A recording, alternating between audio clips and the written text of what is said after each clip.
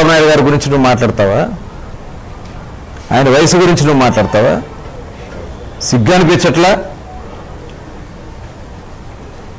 గోడూరుకి పారిపోయావే ఆ కేసులో, బియ్యం కేసులో అడ్రస్ లేకుండా పోయారే, తండ్రి కొడుకులతో మొత్తం ఇల్లంతా సర్దేసుకుని వెళ్ళిపోయారే.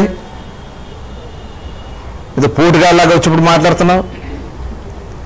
గుడివాళ్ళలో గుద్దుతున్నారని చెప్పి ఇంట్లో పడుకుని నన్ను హౌస్ అరెస్ట్ చేశారని చెప్పి సిగ్గు లేకుండా సిగ్గుమాలినటువంటి మాటలు మాట్లాడుతున్నావే. అసలు బాబు గారి గురించి అసలు మాట్లాడటానికి మీకు అర్హత ఉందా?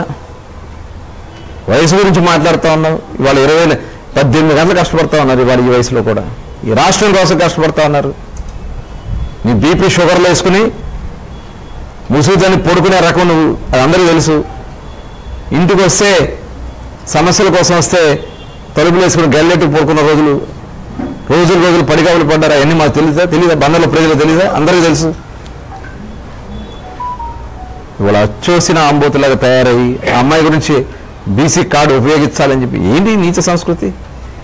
మీరు కాదా ఆ అమ్మాయిని దుట్టా రామచంద్రరావు కూతుర్ని పెట్టడానికి మీరు ఆ రోజున జడ్పీ చైర్మన్గా కొడాలి అని నువ్వు, జోగి రమేష్ గారు, ఈ నాయకులందరూ జగన్మోహన్ రెడ్డి దగ్గర ఒత్తిడి చేయలేదా?